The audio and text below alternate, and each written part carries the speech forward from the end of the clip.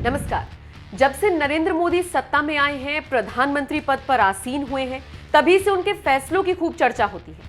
कहा जाता है पीएम मोदी एक ऐसे नेता हैं जो दूर दृष्टिकोण रखते हैं। वो आगे की सोचते हैं और फिर फैसले लेते हैं।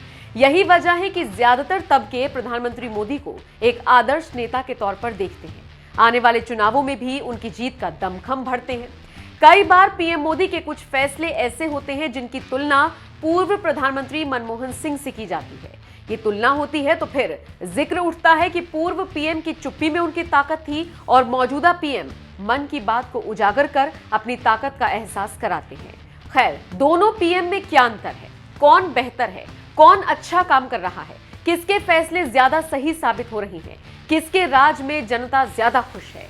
इन तमाम सवालों के जवाब तो शायद वही दे सकता है जिसने इन दोनों के साथ अलग अलग वक्त पर काम किया हो। ऐसे ही एक नेता है ज्योतिरादित्य सिंधिया। सिंधिया मौजूदा सरकार में उड्डयन मंत्री हैं। सालों साल कांग्रेस के साथ रहने वाले सिंधिया ने साल 2020 में कांग्रेस का साथ छोड़कर बीजेपी का दामन थाम लिया था।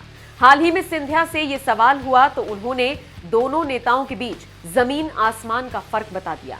उन्होंने साफ कहा कि दोनों की तुलना ही नहीं की जा सकती। सिंधिया ने कहा, मेरा मानना है दोनों के बीच तुलना करना मुश्किल है। दोनों नेताओं के बीच जमीन आसमान का अंतर है।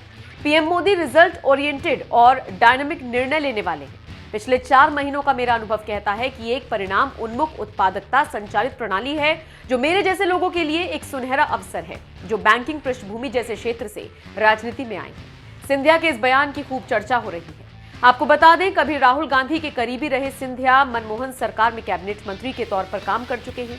सिंधिया ने कांग्रेस छोड़ने के सवाल पर कहा, कांग्रेस ऐसी पार्टी है जहां पर कोई एंट्री या एग्जिट इंटरव्यू आयोजित नहीं होता। खैर, सिंधिया के इस बयान पर आप क्या राय रखते हैं? अगर आपसे ही पूछा जाए कि दोनों दिग्गज नेताओं में से किसने अच्छा काम किया और किसके फैसलों का असर जनता के बीच दिखा, तो आप क्या कहेंगे? अपना जवाब हमें कमेंट करके जरूर बताएं।